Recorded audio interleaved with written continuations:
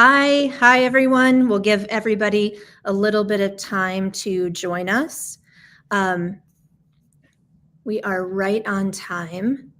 Okay, a little introduction from me. I'm Sally Haldorson, Managing Director of Porchlight Book Company.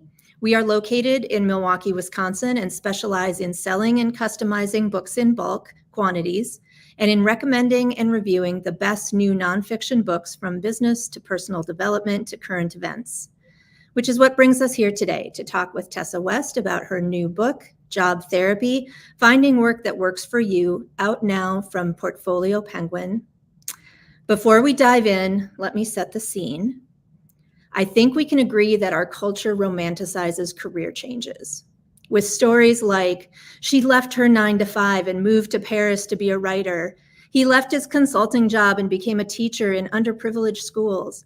They left the city and their tech jobs to open an antique shop in a small town. And many of us, especially the younger generations now, that romanticism can make us feel pressure to change jobs because sticking with one company or one career somehow labels us conventional.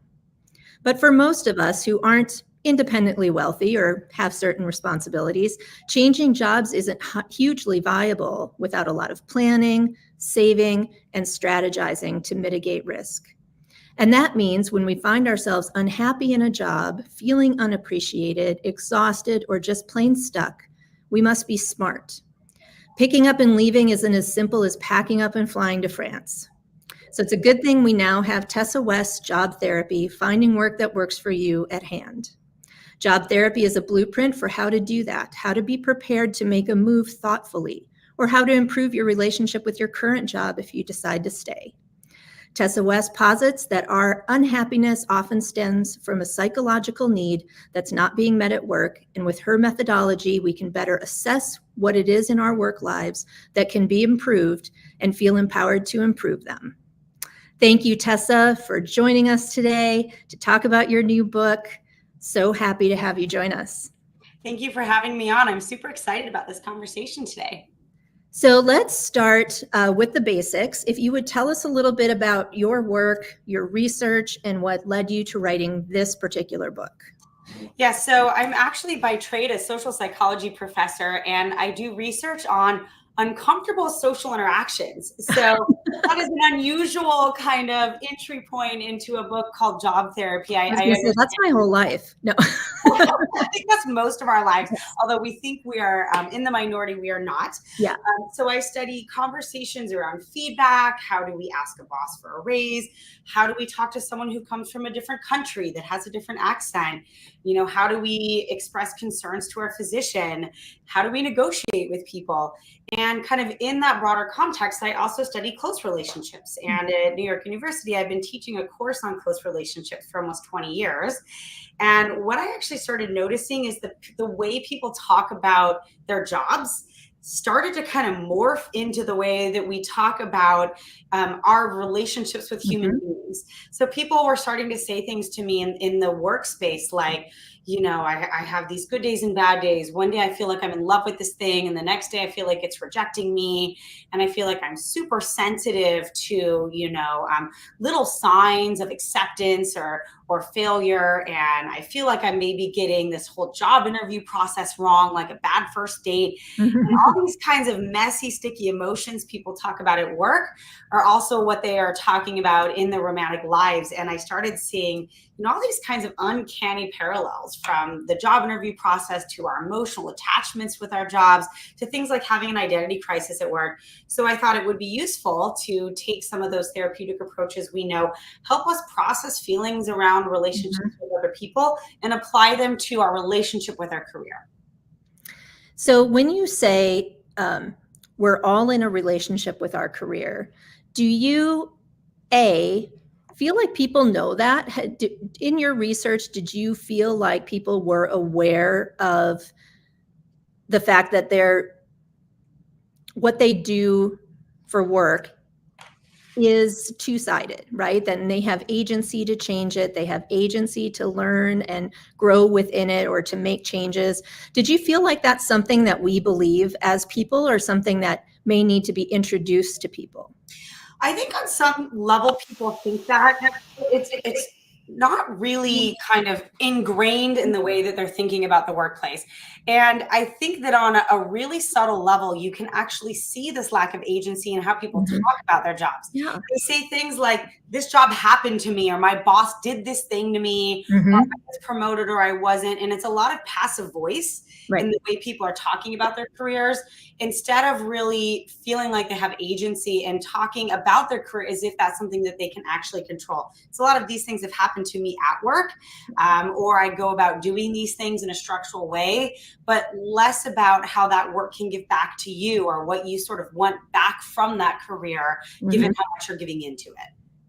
So would you agree, there's always this question for authors in most interviews where it's, who is this book for? And when I was asking myself that question, I felt like it was really for a multitude of sort of interest groups. So you have the employees who are sensing a sense of unhappiness in their work. Then you have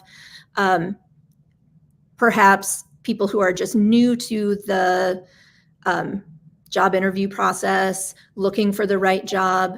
I've done many interviews where I talk to the interviewee and I say, we have to be a right fit for you as well, right? Not just you being a right fit for us. And so this book addresses some of this empowerment to the person who is looking for the job.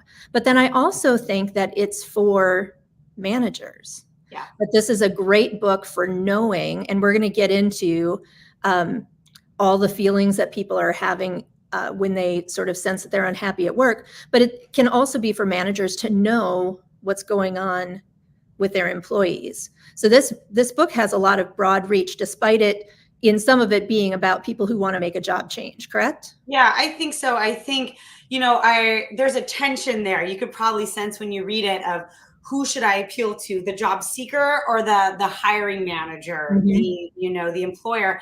And I think once you kind of think about this as a relationship, you can really read it from either perspective. One thing that I think is useful for employers, for managers, for recruiters to know is a lot of the warning signs that people are unhappy at work are a little bit surprising. And borrowing from some of those lessons of close relationships, things like sudden bursts of engagement at work, showing up early, volunteering for extra jobs. We think of those things as good things at work. We're trained to really look for disengagement, for quiet quitting. But often people who are really struggling the most, who are on that emotional roller coaster, are showing the opposite. And those feelings of ambivalence make them incredibly sensitive to reward structures at work that managers offer. They see people going, oh yeah, I'll take that, I'll take that bonus in exchange for extra work. And they think to themselves, okay, this person's in it for the long haul. And that might not be true at all. They might be in that final extinction burst stage of the relationship, kind of like going on a bunch of dates at the end of a marriage. It's a little bit like that. So you can really learn how to spot some of those red flags. So you said two things in that answer and I have two questions that pertain to a couple of things that you said. And one of them was engagement or employee disengagement. And there's a lot of, before we jump into the book, we'll talk about some of these broad themes, right? And the reason why this book is so important. And there's a lot of data out there from organizations like Gallup or any other, employee sort of centric organization that measures employee engagement. And we often hear, percentages that are very low in saying only 25% of employees are engaged, or that the reason for the lack of engagement is due to managers, and that managers or the workplace should do X, Y, or Z in order to make the workplace better to solve the disengagement. And how reliable is that data if the people answering the survey questions might sort of misinterpret their own discontent or not understand that they have some, agency to assess their situation from an objective point of view? I don't think it's that reliable at all. I think engagement's important. It tends to predict things like performance at work, but in a very kind of small way. I think you are missing a huge piece of the puzzle if most of your employee surveys are about work satisfaction or about engagement. You're missing things like stress. You're missing the emotional roller coaster people are on. you're missing communication gaps. A lot of people are engaged, but in the wrong way. They're taking on roles and responsibilities that make them visible, but don't necessarily give them status. And so engagement can kind of mean anything. I mean, I can be engaged with a lot of things that I'm not doing very well at. And I have historically, tried a lot of things. Yeah. So trying hard or feeling engaged at work is just a tiny, tiny piece of the puzzle. But I think we make a mountain out of a molehill when it comes to that specific question we ask. Yeah, I think we want to treat it as prescriptive, like there's something we can do sort of wholesale in order to fix a thing, when we forget that there are humans involved and humans who each have their own relationship, as you say, to work, and have a right to that relationship and to figuring out how it best works for them. The other thing you mentioned was ambivalence. And you write in the book, and this is a brief quote, "People are torn between their desire for predictability and their desire to break free from tradition, and that it's creating a new sense of internal ambivalence." And when I read that, I thought a lot about my experience. I've worked for this company for 25 years, so I've seen it all in many ways, and the challenges that have come post-pandemic are unique to anything I've ever seen in the workplace. And again, we're trying to be prescriptive about it, right? Companies should do X, people should do X.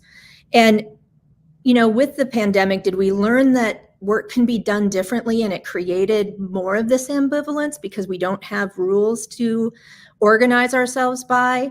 And how will this book speak directly to those people who are like, boy, my workplace isn't what it was. My workplace doesn't have the energy. I want to stay home and do my work from home. How does this fit in with that sort of current issue? Yeah, I think the pandemic taught us there's other ways of working, but it also taught us there's a lot of ways of being miserable at work, I think. And so kind of, I mean, I love this question because I think the answer is we realize we don't like it, but we don't know why.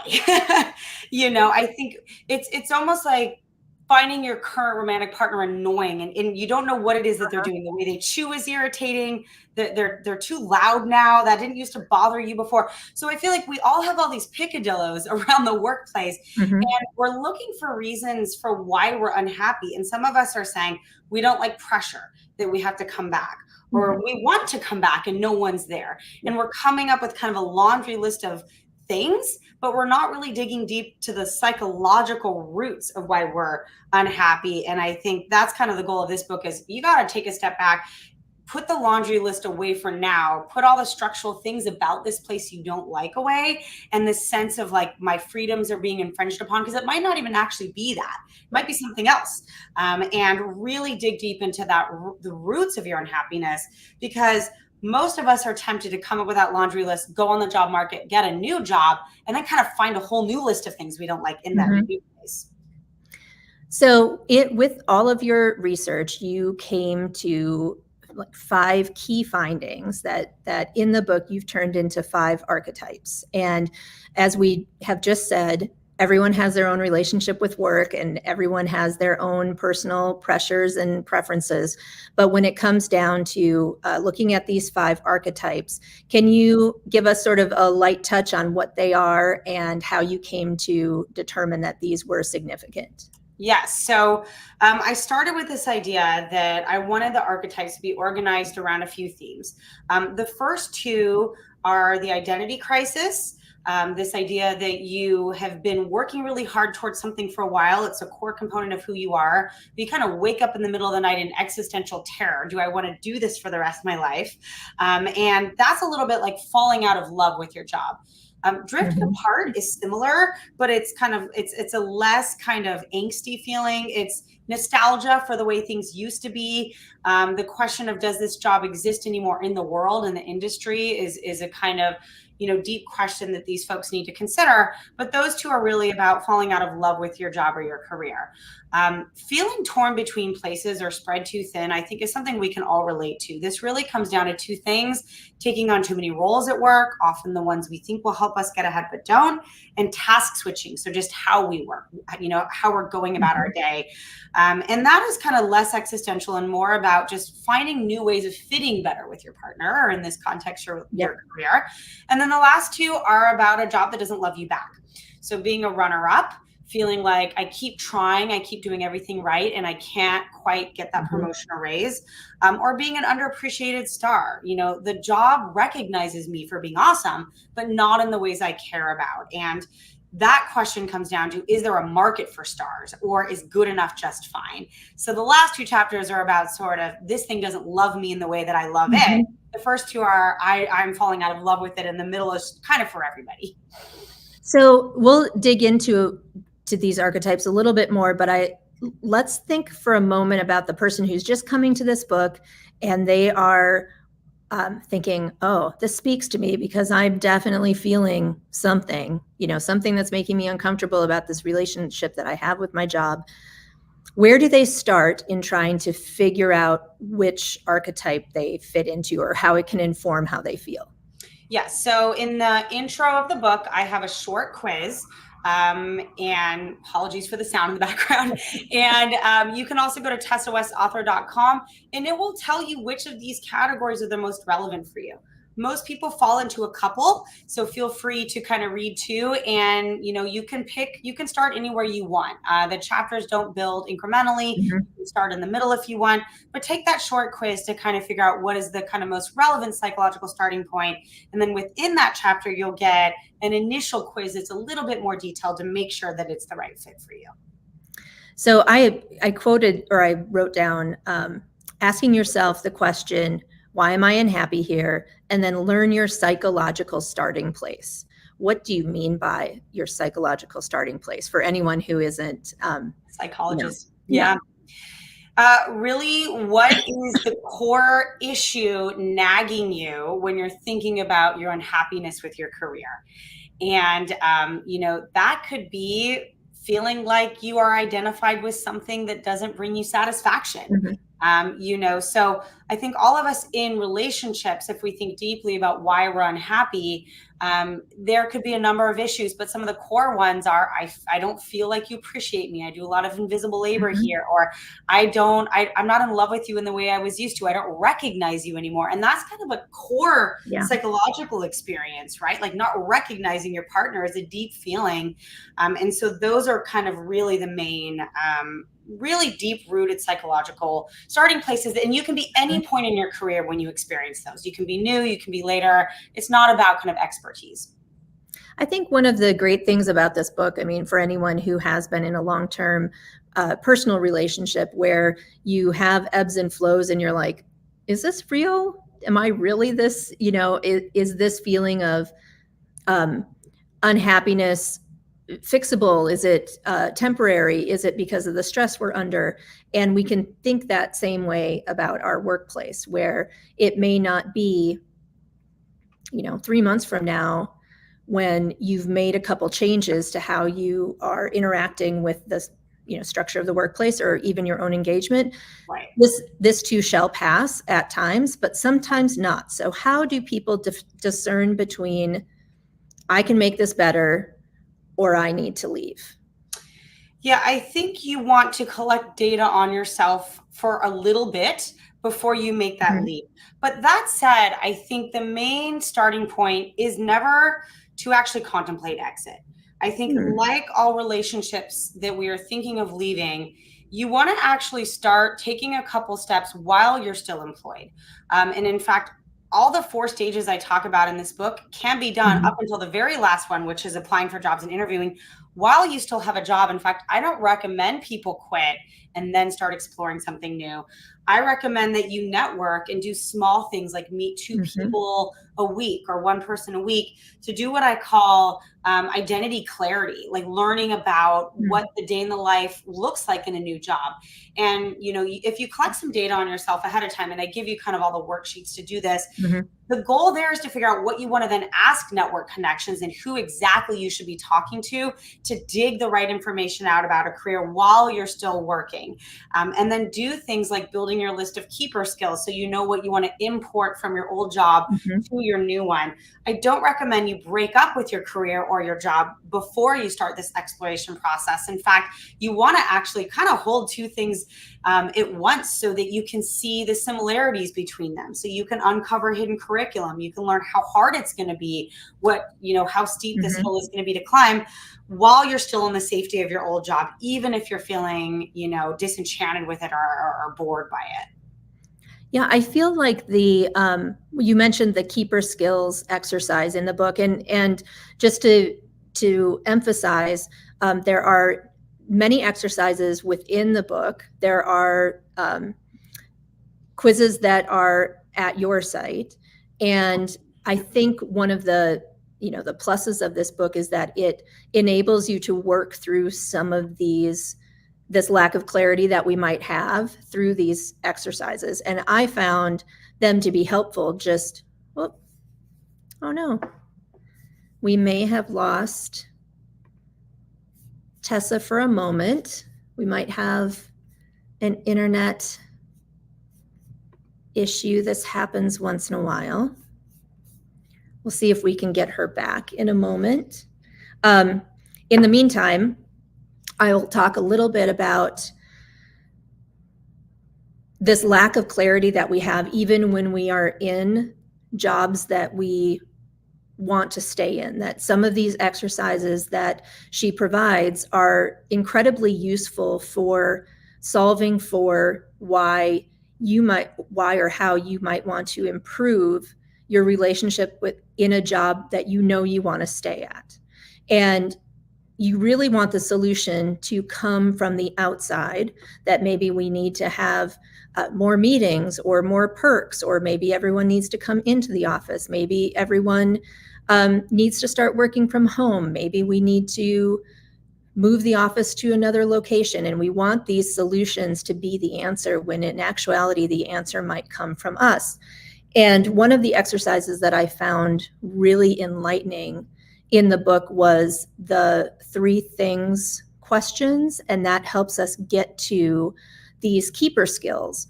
So in the book, she encourages us to, Hi, sorry. You're all right, but the internet. Yeah, am I back? Yeah, you are back. And I was just talking about the little 3 things questionnaire that helps you identify your keeper skills. And those keeper skills are actually very practical for you, even if you're in a job that you want to be in. And that was my experience in going through the exercises in the book, was that it helped create clarity for me, even if I'm not, questioning whether I want to be in my position. Can you talk about those 2 things? Yes, so the keeper skills I think is interesting. So I did a couple experiments on people just to give people kind of a reference of pulling out a skill that you're doing at work, the task that you're doing to execute that skill, and then the context in which you're doing it. And I think often when we think about, what we like about our jobs or even what we dislike about our jobs, we focus really our answers are super high level. We say things like, I like talking to people. And instead, we should be saying things like, I like having one-on-one feedback meetings, in the context in which I do it is an office, and the skill in which I do that is, clear communication where I share feedback ahead of time. I'm really comfortable kind of staying on task and being specific. Mm-hmm. And once you're able to kind of pull out the skill from the task, from the context, you then get a much more refined sense of what you actually like about your job. And I like the point you made that this can help you actually in your current job. It can help you figure out what you want the next step up to be, if you want to move on to a higher status role at work. And with those skills, you can ask very specific questions of your network connections about how they execute those exact same skills in their job. And it forces people to think at the right level, which is the level at which, the day-to-day of a job sort of actually takes shape. And you want to keep people at that level so they don't go too high level or too low level in those conversations. I think there's this is a great way to sort of test for whether the grass is actually greener on the other side of the fence, right? Yeah. And instead of just assuming that something else will be better, but you're actually not only just learning something about yourself that can benefit the job that you're in, but you're actually tentatively looking to see whether this fantasy that might be in your head about the next thing, in my intro, I very deliberately used, really dramatic examples where people leave their jobs and do something completely different. And what you're saying that I think is so valuable in the book is that there are things we probably love about our jobs or the work we're doing or the skills we have. And to make that move doesn't mean abandoning those skills or those preferences. It's actually taking them with you or highlighting them in the job you have, which is very doable. It's doable. And I'd say the number one issue that hiring managers have told me people struggle with during the job application process is talking about how their old skills can be transferred over in a new way, is actually using language to describe how what they used to do in the past is relevant for the job that they're applying for. So this skill set of learning how to kind of frame up your skills without overselling, making them look fungible, doing the work for the reader to describe how you would then execute on those things is something that we don't get a lot of practice at, but can make the difference between landing in the top 100 pile of an application and the top 10 over and over again. And it's the number one reason why you fail to kind of get to the top is because you're not doing that work. You're just listing what you've done in the past.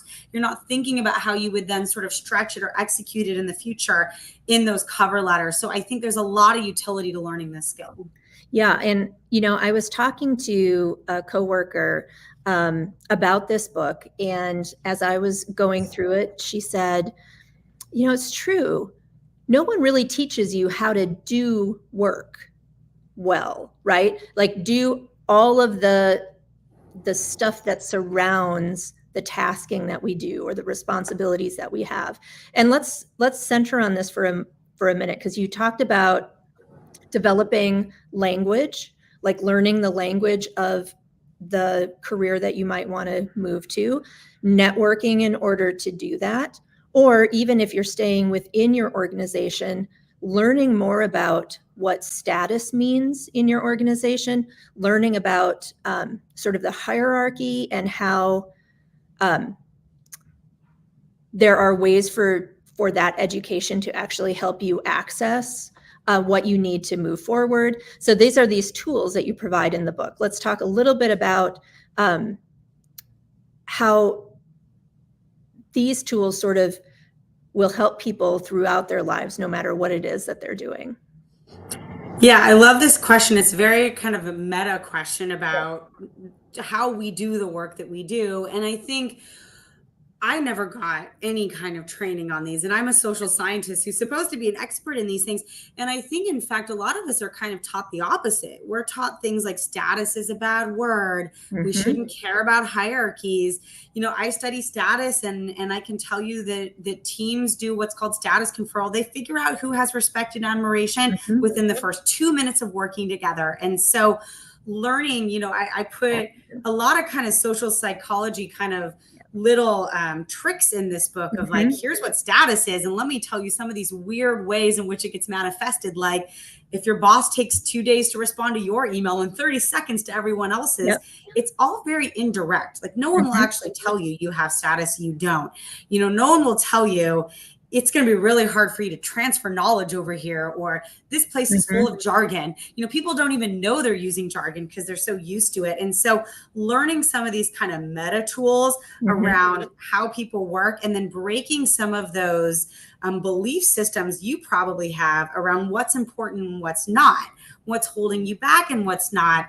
And then critically, what you're being taught and what's being communicated to you and what people assume you just have absorbed by being around. I think I was shocked at how often hirers, leaders, those types of people don't give feedback to people on why they weren't promoted. And it doesn't even occur to them that those folks just didn't figure it out on their own. Things like that are just sort of evergreen and useful no matter what you're doing. And so I do try to kind of sneak some of those little tricks in just to help you get ahead, or just to help you feel more comfortable at work. Those are the little gems throughout the book that I was like, oh, that's a really interesting way to think about that. And then I think I used the word agency earlier. I used the word empowerment. Empowerment can go either way. But I think what's interesting about those little level up tricks in a way is that they help you actually move on that sense of empowerment, or move on that sense of agency, right? And one of the things that you highlight toward the end of the book is pretty strongly is this requires you, person reading the book, person wanting to improve their relationship with work, to be frank. Yep. So talk to us about being frank, because I think a lot of what's in this book, it requires some bravery from people. Absolutely. And I know this does not come easy to people. It requires you to be frank. It requires you to ask questions in job interviews that you think are going to make you look ungrateful, underappreciative. I promise they're all vetted. These are all things. So I think frankness, can come across in a couple ways. The type of frankness I encourage you to do is the type that looks like you're looking for a job that fits and will fit in the long term. And anytime we're taking a relationship seriously, we need to ask tough questions. If you're on a date, you want to find out someone's religious beliefs, whether they want to have kids. Those are tough questions. They're frank questions, but they're essential for fit. And what I have found is that most people smile and they're in impression management mode throughout their careers. They say yes. They're afraid to kind of push back. But what I've learned is that people who actually hold power, who are making decisions, they want to see that frankness. They actually want you to ask tough questions like, what does it look like to fail here? Which you're going to feel is like, oof, how can I ask, what does it look like to fail here? Trust me, they'll know. They've seen it, and they will be happy to tell you, because they know you're actually digging deep to figure out, do I have what it takes, and what can I do to prevent that from happening? And so that frankness needs to come in a way where it looks like you've done your homework. These are premeditated questions. You've dug pretty deep before you show up with the frank questions, and you're not just kind of being cynical and trite about them. They are serious, frank questions. And, and I take this lesson through feedback as well. I think you want feedback throughout your career that is specific, that is immediate, and is like particularly relevant to the thing you just did. Because when we don't get that, when we get overly nice feedback that's general, you're doing great, it doesn't help any of us move ahead. And so I think that frankness can be serious and real and very much appreciated by people out there, because we're all at the end of the day looking for fit. We don't want someone who's worked there for 6 months, and we don't want to work there for 6 months. And I think the frankness actually helps us to get past that sort of instinct to blame, or to think that some things happen to us. And one of the stories that you talk about, and I'm going to jump to, I think it is the 4th archetype, which is the runners up, who have been trying to move up in the hierarchy, who have been trying to get a promotion, who have been trying to get that new opportunity, but keep getting passed over. And I think this particularly applies to that person where you may think, I'm always passed over because I'm X, or I'm always passed over because they don't see me, or I'm not, kissing up to the boss, or whatever it is. When in actuality, if you ask those questions, you're going to find out what it might be on your resume or skill set that is missing. Yeah, I think often we make local comparisons to the person we just lost to, and we assume we know the reason why, right? Like we focus on certain similarities or differences. We overgeneralize from those local comparisons, and instead of collecting kind of pipeline data, what do the top 10 people look like, which would help us see patterns, we develop lay theories of why we're being passed up that are rarely actually Mhm. tested.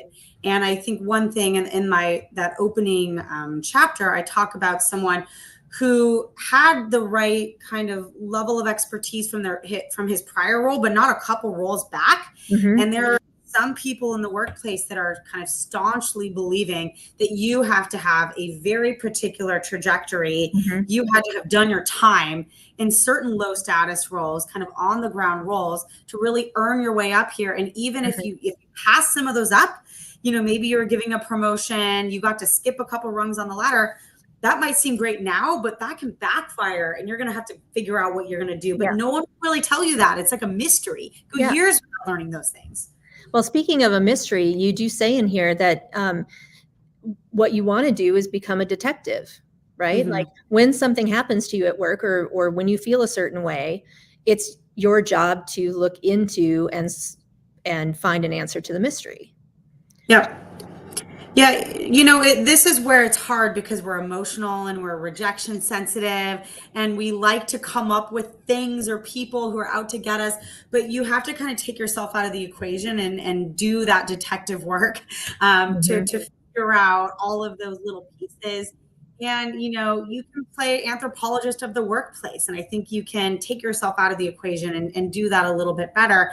Most of us can, to kind of figure out. But what I learned is that people are not going to volunteer that information for you. And it's not that they want to withhold it. It's just they assume that you know it. There's a transparency bias. Everyone just thinks you figured it out. But most of us are walking around pretty clueless, it turns out. Yeah. And I think when that, say the hiring manager solves their problem in hiring a person, they're not actually thinking about what messages that sends because they're focused on moving forward with their problem. Yeah. So one of the 5 archetypes that you say is sort of universal, that can apply to any of the others, is the stretch too thin. And I'd love to talk just a minute about how that relates to burnout and how we can use that chapter to help us identify how we may be participating in our own burnout, why we might be doing that, and then what are some of the action steps we can take to solve for being stretched too thin. Yeah, I learned a ton about task switching, how we interrupt ourselves all day long. I had to do experiments on myself writing this book because I kept doing all the things that I know we all do. Kind of one fascinating kind of little nugget I learned in this chapter is one of the reasons why task switching is so bad for us, and we all do it. We're doing 15 things at once. Isn't just because we can't actually finish the task. At a basic neurological level, we're not able to actually form memories of the work we've done. I mean, this is very basic neurologically. Episodic memory formation in the hippocampus does not happen when you interrupt yourself and you don't have what are called event markers in your mind. And so if you've ever done a task where you worked on it for 10 minutes, you interrupted yourself or someone interrupted you, and the next day you went back to it and thought, why did I write that? What was I even thinking? I don't even remember doing that, or where was I? That's because you never appropriately formed the memory at the basic neurological level of the work you were doing, because that interruption wasn't done at the right time. So it's not that we can't interrupt. It's that we have to interrupt systematically during particular times in our work.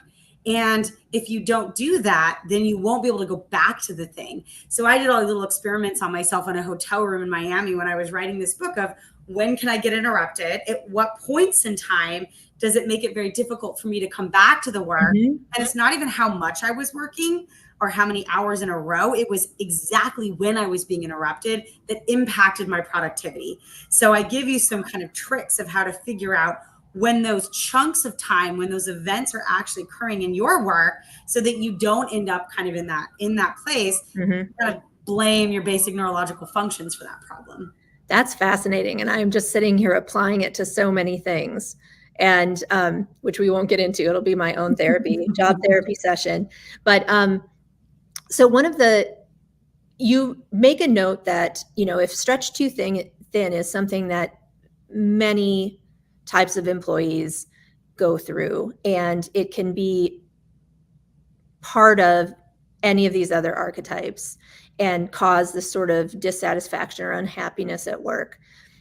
But you've also talked about the fact that these can cascade into each other, right? So if you are someone who feels unappreciated, you might take on more tasks, more invisible work in order to gain more attention or more kudos or whatever it is that you feel your actual good work is not getting. Or someone who is a runner-up might feel like they need to take on more work in order to prove themselves, which can then lead to starting to do a job that isn't the job you signed up to do, which can cause you to feel adrift away from the work you originally tried to do. So how does that all work in terms of identifying sort of our archetype that we follow? That's a great question. I think there's the kind of fundamental psychological core, which is, I feel underappreciated. So, or I feel like my work is invisible. Well, let's get at why. Okay, well, are you taking on too many jobs? Are you doing work you weren't hired to do? Well, yeah, I am. Well, why? Is someone asking you to do that? Do you work in a culture where it's all hands on deck, which might land you to being an underappreciated star? Or are you actually volunteering to run this committee, this employee resource group? Are you putting yourself in that position in an effort to get the attention of people in power? So you can kind of create a little decision tree for yourself. Oh, I'm actually volunteering for these things because I feel like no matter what I do, no one pays attention to me here. And I know that if I run this newsletter, the boss will know my name. Okay, well, is that really the kind of job that's going to get you status? Now let's close that communication gap. So you can kind of go through these steps, but they absolutely overlap. And I think most of us are actually doing things to ourselves that we have lay theories will help us get ahead, will help us get promoted, that are kind of untested. And if we're honest with ourselves about why we're doing those things, or honest that our boss is asking us to do things that they actually don't intend on promoting us for or giving us a raise for, then we have to have those honest conversations with people at work or with ourselves. So they absolutely all kind of crosstalk to each other. They are not mutually exclusive. You can definitely kind of start down one path, get to the why and say, okay, it's because I'm in this category of career goer. So let me see if I can hang this next question together. And that is, I think, much like any other kind of therapy you might engage in, it encourages you to be vulnerable, to access and identify your feelings, and then to take some steps to practice some skills so that you take control over those feelings, or that you have some clarity around how much you can fix what's going on in your life. And that vulnerability, this is my supposition here, that need for vulnerability can often cause people to leave a job, because that's a different kind of vulnerability than making an appointment, setting a time with your boss to talk to them about why you're unhappy in your position. Like, you would rather leave the job and try a different one and be vulnerable in that way than have that frank conversation as we were talking about. So how do we start that first step of opening ourselves up to engaging with this book in order to help ourselves without just sort of like throwing the baby out with the bathwater? Yeah, great question. I say you're going to feel vulnerable in this process, but one thing that you can do is reframe how you think about career conversations with other people. I think most people are really scared to talk to strangers about their jobs. And this is something that I tell you to do. But when you have those conversations, they're not about you at all. In fact, you are not there to talk about why you're struggling. You are not there to say why you're unhappy or to talk about your feelings.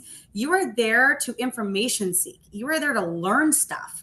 And so treat those conversations not as a moment where you need to kind of confess your failures, your fears, but to ask why. Ask the question. Before I started this job, nobody told me that. Ask them to finish that sentence, and you will get all kinds of really beautiful, rich answers out of people. People love talking about themselves. I had to do this for this book. It was horrifying for me talking to strangers. Like I felt really cringy texting people or DMing them on LinkedIn, being like, can we have a chat? But then I realized they actually didn't care about me that much.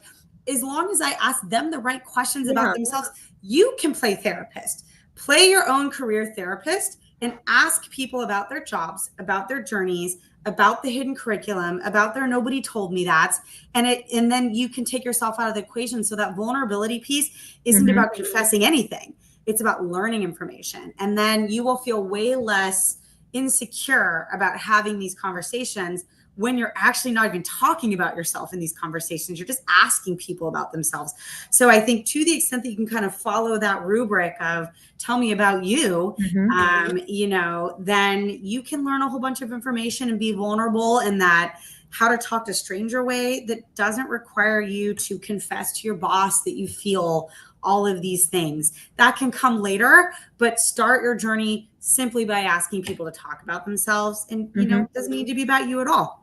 That is fascinating, and I think super helpful in getting us to acclimate to this sort of approach to our jobs. I'd like to talk about the last archetype that we haven't talked too much about, which is the crisis of identity. And this one, immediately while I was reading it, I was thinking about, doctors who study medicine for 8+ years before going into the profession and then finding out that it's not for them. But then even more poignantly, maybe when you have, teachers who are so passionate about teaching, but the infrastructure of their school or the infrastructure of sort of our way of treating helpers in our society don't necessarily support the work they do, or people who, go to work with a nonprofit trying to change the world, but then they get burned out and exhausted by it. And how do they cope and start thinking about leaving something that they feel they thought they felt so passionate about, but the job does not actually either match their passion or meet their needs, I suppose, or that they've spent the 10 years doing it and now it's okay to find something else. Yeah, the sunk cost runs deep for these folks. I think the first thing you want to do is evaluate two components of your identity that, believe it or not, are actually kind of separate. So the first is identity centrality, which is a fancy way of saying, when I think about myself, I think being a professor, being an author is core to who I am. It's core to my sense of who I am as a human. Lots of people have their identities at work wrapped up in who they are, and I think that's okay. The second piece is satisfaction. Now, when I think about being a professor, it actually brings me joy. And I think a lot of people are high on centrality and low on satisfaction. This thing defines me and I hate it. And I think the doctors you're talking about often fall into that category. I'm kind of addicted to this thing. It defines me. My successes and failures bring me up or down, but I actually am not satisfied with it at all. And when you're in that place, you want to measure this over time, because we all have good identity days and bad identity days. You want to look for some stability while you're still in your job. This is when you want to start dating new identities. You want to start networking to learn about what other careers look like so you can see how much overlap there is. And I think there is this fear of jumping off a cliff and doing something brand new, being a newcomer, getting over that newcomer hump that is horrifying for people. But what they don't realize is a lot of what they have done in their old job, they can actually kind of bring over into something else. Right. But you have to date those new identities to get clarity around those new things before you do that. So think of it more as like a slow step, not I'm going to drop all this and do something completely different.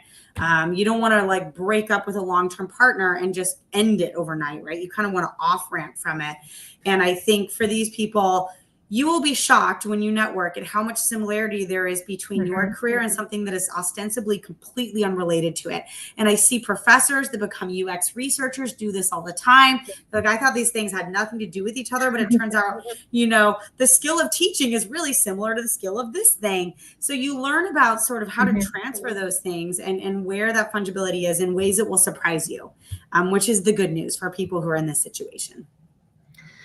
So we're about to wrap up. We've got a few minutes longer, and I would like to ask you sort of a generalized question of what is it about having written this book and putting it into the world that you hope gains traction, that people come to it with a certain kind of mindset, and then after they have read it and worked with the exercises and taken the quiz, that they find themselves in what other location?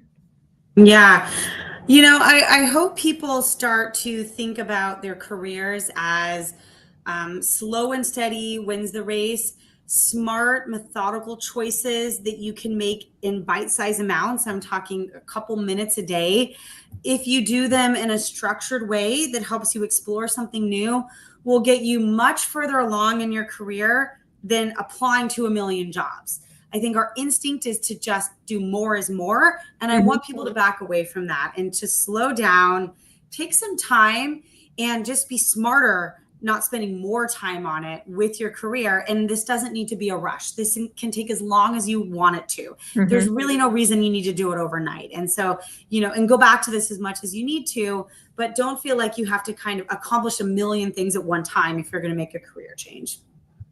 So is this book, in fact, early on, I talked about the groups of people that this book will appeal to, and sort of the wide range of working people, from managers to employees to people who want to make a change, who don't. But also, I would think this would be a very good book for anyone leaving college who is wanting to, as we just said, I don't think anyone taught us how to be good at doing work in a workplace, right? Do all of that sort of social psychology around it, the organizational psychology around like what we're doing in the workplace when we're there. And we often feel like we're part of a system that is already established and we are just supposed to fit in to our slot, and that we don't have any kind of ability to change our situation. And I would think also that even if we're just looking at certain portions of the book that help you determine your skills, your keeper skills, the things that you're interested in, and even just reminding people that making a decision about a career or taking a job does not have to be forever. Yeah, but it doesn't. Right? Sorry, I interrupted. Yeah. Oh, no, I was just going to say, I think nothing has to be forever. And I think one thing I really want you to sort of recognize, if you're a new career person or even an older career person, is you're going to learn to recognize signs in yourself of unhappiness that you probably aren't expecting to see. Emotions that you think mean X, but really mean Y. Behaviors that are going to surprise you, that might actually suggest you're stressed, not the opposite. And I try to kind of connect those dots for people, because early on in your career, you aren't taught how to recognize certain signs that things aren't right. You're not taught the questions you should be asking during an interview, but nobody does, or no one tells you should, So I think there are a lot of those kind of early career life lessons that if you learn them early, there's a Matthew effect. They're going to help you, get comfortable with them, but also make smarter moves earlier on in your career. So you're not halfway through your life thinking, how did I even get here? One thing I didn't mention in this interview is a lot of people slide into their careers. They don't decide into them. And we slide into romantic relationships. We slide into cohabitation with partners all the time. And you want to be really deliberative. And that's that kind of take a step back piece, so you don't slide into something that you just don't even know how you got here. And I think a lot of us end up in that. Yeah, and I think there's a lot of pressure, external pressure, right, to move into jobs that we might not have chosen, or to take promotions because they're there and we might not get another one. And this book reminds us that we do have some input into how we feel about our jobs and what the next steps we take within them. So we are going to wrap up a little bit. I'm going to ask you one more thing, and that is, remind us all where we can find you, where we can, listen to you. If you're on podcasts, go to your site, all the things. Where can we find Yes. So you can go to tessawestauthor.com, and links to everything I've written, done, book related is there. If you're interested in my scientific research, you can go to tessawestlab.com. Excellent. Thank you very much. This has been so informative. And again, I think what we've come to the end of this conversation is that this is a book for anyone who works or is about to work, and will give them a sense of control and intention about how they perform or how they react to their relationship with their work.